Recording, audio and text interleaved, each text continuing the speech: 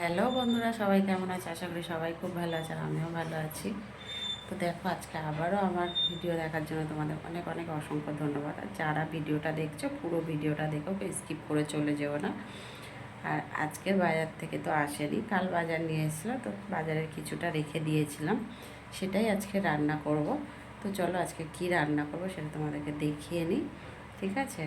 আর পুরো ভিডিওটা দেখো, কে স্কিপ করে চলে যেও না। তো চলো চটপট দেখে নাও। হ্যাঁ দেখো, কড়াই তেল গরম হয়ে এসছে। এখানে সব কিছু গুছিয়ে নিয়েছি। লম্বা লম্বা করে আলু কেটে নিয়েছি। এখানে কালকে বাজার থেকে আনা মাছ ছিল, 4 পিস মাছ। এটা কিন্তু ভাজা না, কাঁচাই। নুন হলুদ মাখিয়ে নিয়েছি। এখানে মশলা নিয়ে নিয়েছি। এখানে আদা জিরে বাটা জল দিয়ে গুলে রেখেছি, 3-4 চামচের মতো নিয়ে নিয়েছি। আর তরকারিতে ঝোল দেবো, সেই জলও আগে থেকে রেডি করে নিয়েছি। তো চলো এবারে রান্নাটা সেরে নিই।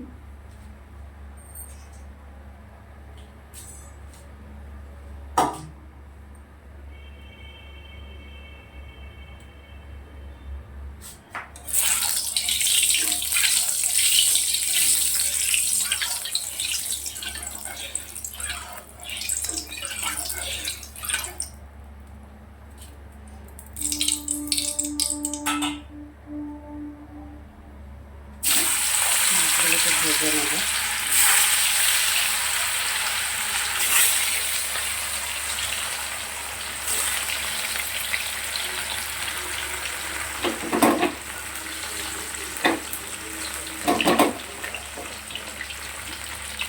তো মাছটা একটু ভেজে নিই।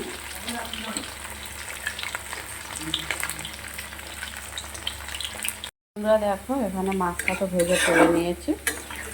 যে তেলটা ছিল কড়াতে, একটু সাদা গোটা জিরে ফোড়নে দিয়ে দিয়েছি। আলুগুলো দেখো একদম লাল লাল করে ভেজে নিয়েছি।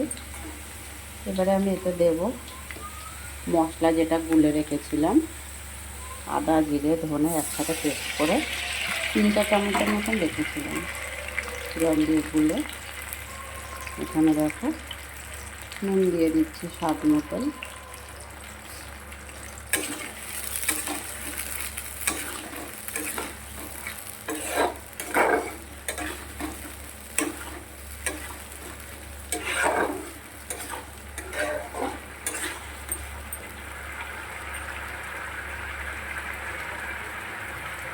হলুদ দিয়ে দিচ্ছি। আর মশলাটার সাথে না, যেটা আমি পেস্ট করেছিলাম, ওর সাথে 2টো গোটা শুকনো লঙ্কাও পেস্ট করে নিয়েছিলাম। সেই জন্য সামান্য একটু লঙ্কার গুঁড়ো দেবো, খুব বেশি দেব না।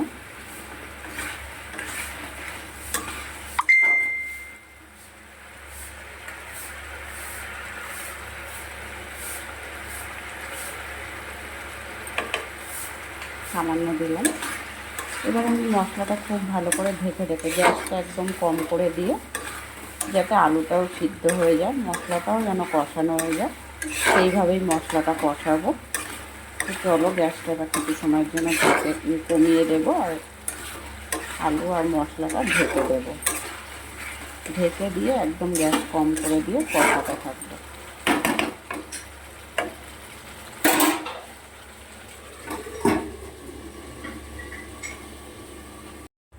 দেখো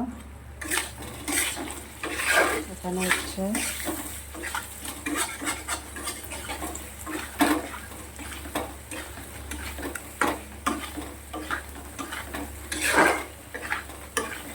মশলাটা প্রায় কষানো হয়ে গেছে, কিন্তু আলুটা না একটা সিদ্ধ হচ্ছে আর একটা সিদ্ধ হচ্ছে না, বুঝতে পারছি না।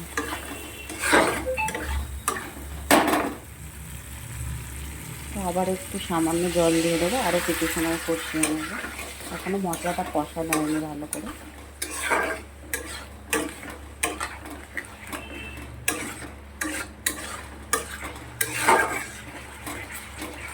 এবারে আরও একটু ভালো করে কষিয়ে নেব। এখনও বাকি আছে, দেখো এখনও কিন্তু তেলটা হয়নি।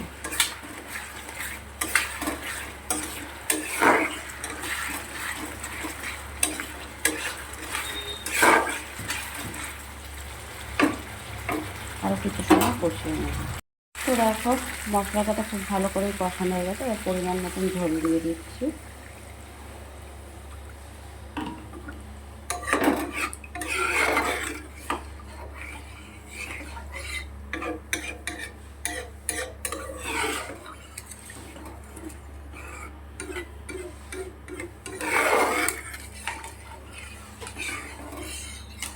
এবার এটা ফুটে উঠলে মাছগুলো দিয়ে দেবো।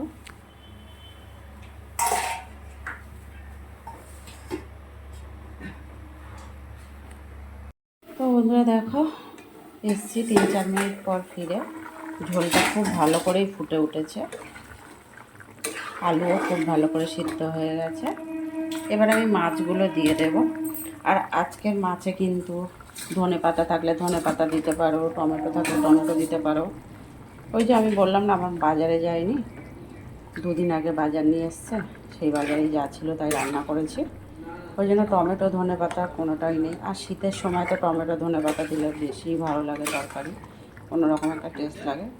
তো যাই হোক, আর বেশি বড় করছি না, ভিডিওটা এখানেই শেষ করব। যারা আমার ইউটিউব চ্যানেল দেখছো একটা সাবস্ক্রাইব করে পাশে থেকো, ফেসবুকে যারা দেখছো ফলো করে সাথে থেকো। তত সময় সবাই ভালো থেকো, সুস্থ থেকো। আবার পরে দেখা হবে ছোট্ট কোনো একটা ভিডিও নিয়ে। ঠিক আছে, টাটা সবাইকে।